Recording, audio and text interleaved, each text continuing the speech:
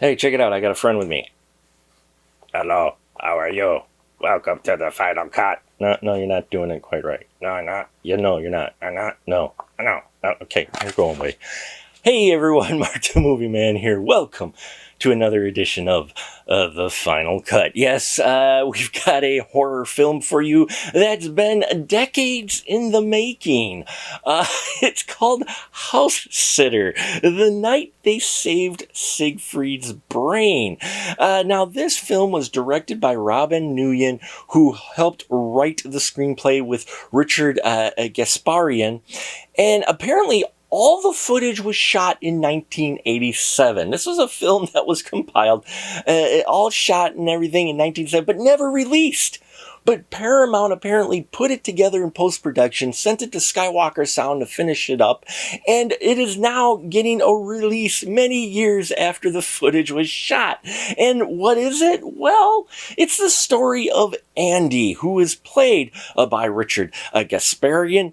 And Andy is a Elvis enthusiast, as well as a highly intelligent individual who is looking at perfecting a brain transference so he can get into an institute. Well, when his application, his basically interview goes very poorly, he thinks he's going to be lost to the world.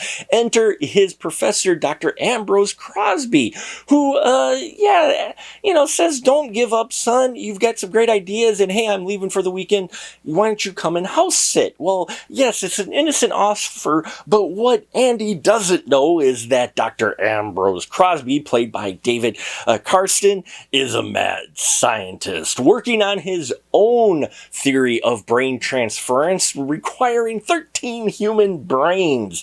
And so, knowing college kids very well, he knows that they're going to have a house party while he's gone. And so he uses the opportunity to try to harvest the brains he needs to complete his mad scientist theory of transferring memories to a body through using 13 brains.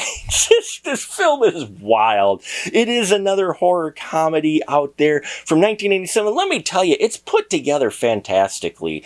The majority of this film is solid, and you wouldn't have been able to tell that outside of the the hairstyles and the clothing and such, they did a really good job of trying to put out the best product they could from something that's so old, and I think they accomplish it very well. Now everybody is having fun in this. Richard Gasparian is a great character. His character Andy, I love this guy who talks to Elvis in his head to try to work out his theories. Holly Kaplan playing Annie, she does a fantastic job in here as well. Stephen James Carver playing Chase, and David Karsten, though, I loved this guy's Dr. Ambrose Crosby. So much fun. He nails the mad scientist look and the voice and the line delivery, everything. I mean, the majority of this film is just solid. And the reason I say majority is because there is a section near the end that it feels like it's missing,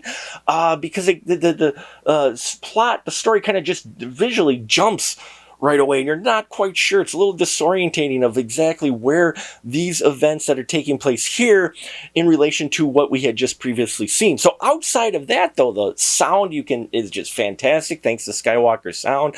There's a lot of practical gore effects and makeup effects in here, a lot of outrageous characters. Most of the jokes, I will say, will probably land nowadays too, because they're horror gimmicks. They're not necessarily specific to the period, though there are some references in here that those younger than, say, age 40 may not get. I think Housesitter, The Night They Saved Siegfried's Brain, is a fantastic 80s horror comedy in the style of something you may have seen from Trauma or Full Moon had it come out at that time, but it is out now, and I think it is worth your time if you're a fan of those type of films. So check it out, Trauma fans and Full Moon fans, and just fans of cheesy, schlocky horror comedy. I think you'll enjoy this. The pacing, for the most part, is really good in it. It slows down a little bit in the middle, but thanks to the performances by everybody and the the editing, I think you won't mind. So please, if you've seen this film, I would love to hear your thoughts on it. What's your thought on late 80s horror comedies in general? Do you like them? Do you not? Yeah, I'd love to hear your thoughts, folks. Please subscribe if you haven't already. Check out our Patreon as well. And remember, folks, to wear your mask and keep your ticket stub. Thank you so much for your support.